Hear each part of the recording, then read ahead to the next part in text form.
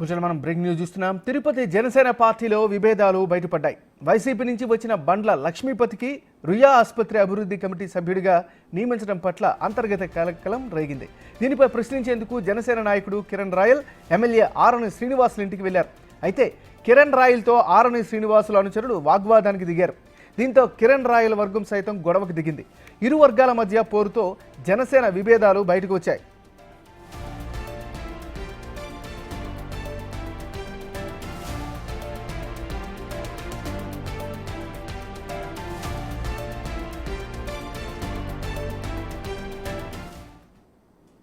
తిరుపతి జనసేన పార్టీలో విభేదాలు బయటపడ్డాయి. వైసీపీ నుంచి వచ్చిన బండ్ల లక్ష్మీపతికి రుయా ఆసుపత్రి అభివృద్ధి కమిటీ సభ్యుడిగా నియమించడం పట్ల అంతర్గత కలకలం రేగింది. దీనిపై ప్రశ్నించేందుకు జనసేన నాయకుడు కిరణ్ రాయల్ ఎమ్మెల్యే ఆరణి శ్రీనివాసుల ఇంటికి వెళ్లారు. అయితే కిరణ్ రాయల్తో ఆరణి శ్రీనివాసుల అనుచరులు వాగ్వాదానికి దిగారు. ఇదే అంశానికి సంబంధించి మరింత తాజా సమాచారాన్ని మా రిపోర్టర్ దామోదర్ ఫోన్లలో అందిస్తారు.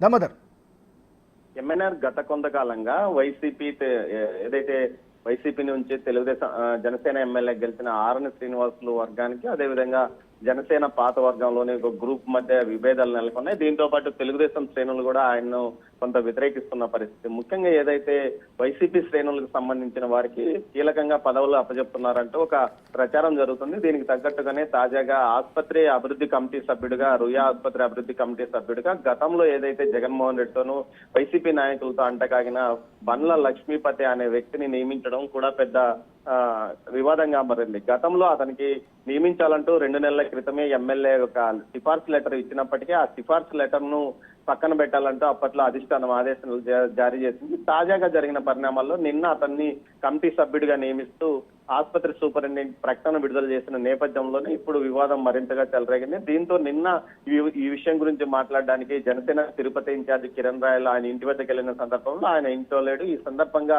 కిరణ్ రాయల్ వెంటనే బయటకు వచ్చిన తర్వాత అక్కడున్న కొంతమంది ఎమ్మెల్యే అనుచరులు కిరణ్ రాయల్ అనుచరులతో వాగ్వాదానికి దిగినట్టు తెలుస్తుంది. మొత్తం మీద ఈ విషయం పార్టీ అధిష్టానం దృష్టికి కూడా వెళ్ళినట్లు సమాచారం. దీంతో పాటు ఎస్వి యూనివర్సిటీకి సంబంధించి ఏదైతే స్టోర్స్ కమిటీ చైర్మన్ గాను, అదేవిధంగా మెంబర్ గాను వైసీపీకి చెందిన వ్యక్తులకు ఎమ్మెల్యే సిఫార్సు లెటర్ రాశాడంటూ తెలుగుదేశం విద్యార్థి విభాగం నాయకులు కూడా ఈ విషయాన్ని సీఎం దృష్టికి తీసుకెళ్లారు. ఈ విషయంలో కూడా కొంత వివాదం చెలరేగింది. దీంతో పాటు ఏదైతే ఎమ్మెల్యే యొక్క వ్యక్తిగత కార్యదర్శిగా గతంలో బిఎం మసూదన్ రెడ్డి వద్ద పనిచేసిన వ్యక్తిని తీసుకున్నారంటూ కూడా విమర్శలు వస్తున్న నేపథ్యం. మొత్తం మీద ఈ విషయాల మీద పూర్తి స్థాయిలో కొంత ఇటు టీడీపీ వర్గాలు కూడా ఈ విషయంలో కొంత అసంతృప్తి వ్యక్తం చేస్తున్నాయి. దీంతో పాటు తిరుమల 2 టౌన్ సిఐగా గతంలో ఏదైతే ఎస్వి యూనివర్సిటీ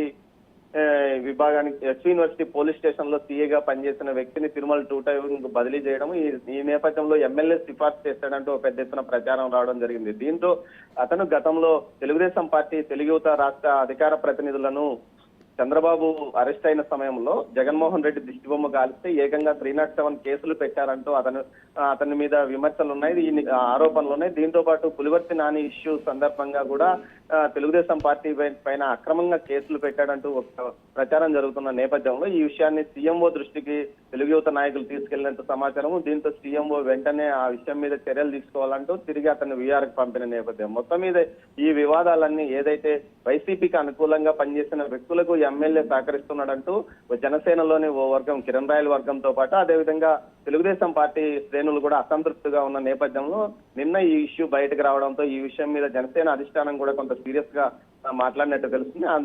వారం రోజుల లోపుగా ఈ విషయం మీద తనకు సమగ్ర సమాచారం కావాలంటూ పార్టీ ఆదేశాలు జారీ చేసినట్టు తెలుస్తుంది. మొత్తం మీద ఈ విషయానికి సంబంధించి నెలకొంది.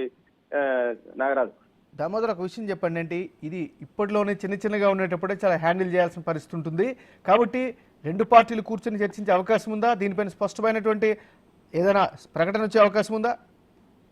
ఏమన్నారు ఇప్పుడు చూస్తే ఈ మొత్తం పాలన మీదే పట్టు కోసం ప్రయత్నిస్తున్న అధినేతలు ఓవైపు, పార్టీ క్షేత్రస్థాయిలో ఏం జరుగుతుందన్న విషయాలను పట్టించుకోకపోవడంతోనే వివాదాలు తలెత్తుతున్నాయని తెలుస్తుంది. ముఖ్యంగా మనం 15 రోజుల క్రితం బయటపడ్డ ఆదిమూలం ఇష్యూ కూడా ఎందుకు ఒక కారణం అని చెప్పవచ్చు. ఇక్కడ కూడా 2 వర్గాల మధ్య అసంతృప్తి ఎమ్మెల్యే వైసీపీ నుంచి రావడము అతను ఓ వర్గాన్ని ప్రోత్సహించడం, దీంతో పాటు తెలుగుదేశం పార్టీ పాత వర్గాల మధ్య విభేదాలు చివరకు పార్టీ ప్రతిష్ట బజారు పడింది.